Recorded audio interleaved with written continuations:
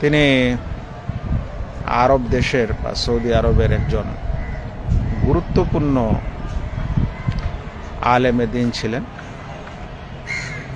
আমাদের মদিনায় পড়ার সময় আমি তার দু একটি দার্সে উপস্থিত হয়েছি এবং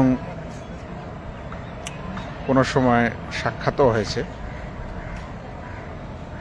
তার যেটি খিদমত তিনি যেটা জীবনে করে গেছেন সেটি এই আজকের যে মানহাজের কথা বলছি সেই মানহাজের শুদ্ধিকরণে তিনি করে গেছেন। তার জীবনের বড় অংশ ইখওয়ানুল মুসলিমিন, ব্রাদারহুড, তাদের যেই বই পুস্তক রয়েছে এবং তাদের যে ইমাম আইম্মারা রয়েছে তারা যে মানহাজ লালন করে সেই মানহাজটা সুন্নতের নয়, সালাফদের নয়, বরং তাদের মানহাজে খারেজি মানহাজ রয়েছে, তাদের চিন্তাধারায় খারেজিপনা রয়েছে এবং সেই চিন্তাধারা থেকেই হাকেমিয়াত এবং ইখওয়ানিয়াত আর মানুষকে তার ব্যক্তি জীবন, পারিবারিক জীবন, সে সকল জীবনে তাওহীদ ও সুন্নতের বাস্তবায়ন ছেড়ে দিয়ে বা বাস্তবায়ন না করে রাষ্ট্রের ক্ষমতা দখলের মাধ্যমে ইসলাম বিজয় করা, জয় করার যে স্বপ্ন তারা বলে থাকেন, তাদের এই নীতি নিয়মের তিনি সম্পূর্ণরূপে খণ্ডন করেছেন।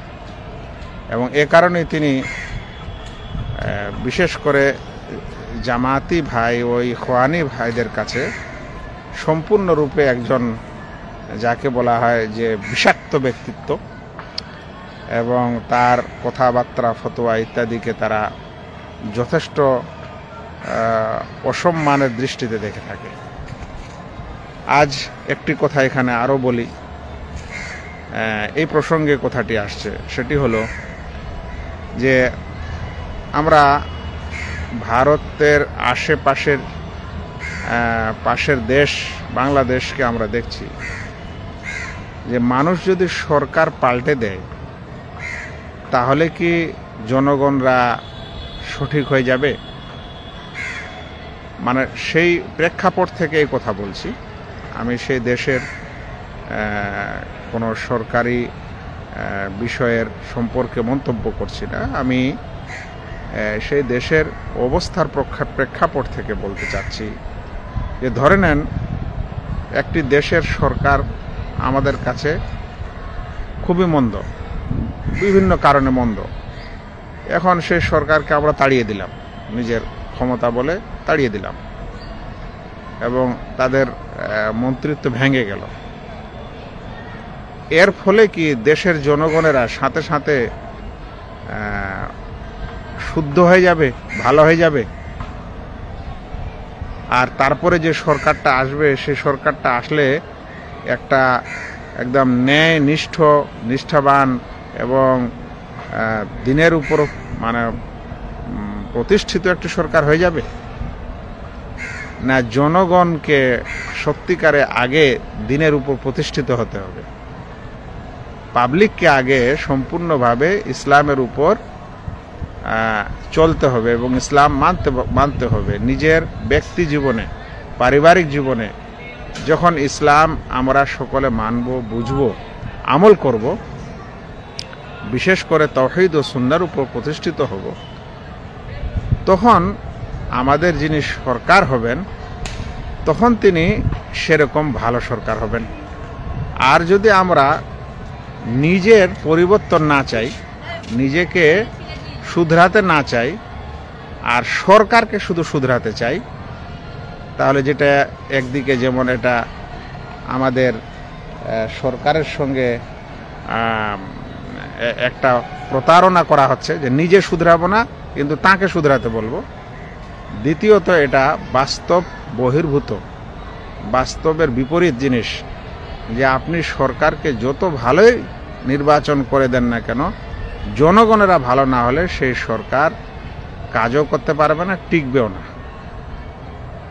আপনার একটা ছোট অফিসারও যদি কোথাও আসে, তিনি যদি সৎ মানুষ হন, কিন্তু অফিসারের পাশে যে সকল লোকেরা থাকে, মানে যারা তার পিএ এবং তার পরের লেভেলের মানুষ, তারা যদি সবাই ঘুষখোর, সুদখোর, অসৎ ব্যক্তিত্ব হয়, তাহলে কি করে?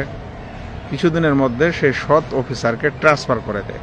কারণ এদের সুদ ঘুষ সেখানে খাওয়া যায় না, চলে না, বেইমানি চলে না ইমানদারের সাথে।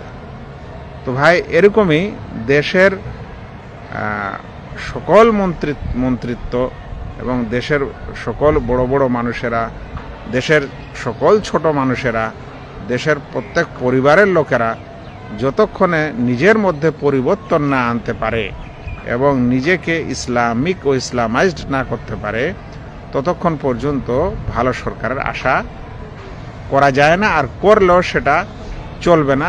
আর রাতারাতি কোনো সরকারকে ভাগিয়ে দিল, তারপরে যিনি আসবেন তিনি সম্পূর্ণ ইসলামিক হবেন, এই স্বপ্ন দেখা একেবারে ভুল, যেটা আমরা বর্তমানের এই পরিস্থিতিতে বুঝতে পারছি। এখানে আমাদের আবারও আকীদা ও সালাফদের মানহাজ আছে এই বিষয়ে। তারা এটা বিশ্বাস করেন যে সরকার যে মন্দ সরকার বা জালেম সরকার যে কোথাও হয় আসে, সেটা এই জনগণের কর্মের ফলেই আসে। কারণ জনগণ যেমন, সরকারও তেমন। তাই জনগণের সরকারের মন্দ হওয়াটা আসলে জনগণের মন্দ হওয়ার কারণ। সেজন্য ভাই, জনগণকে প্রথমে আগে শুধরাতে হবে, তাদেরকে আগে সঠিক হতে হবে, তারপরে আপনি সরকার শুধরাতে পারবেন।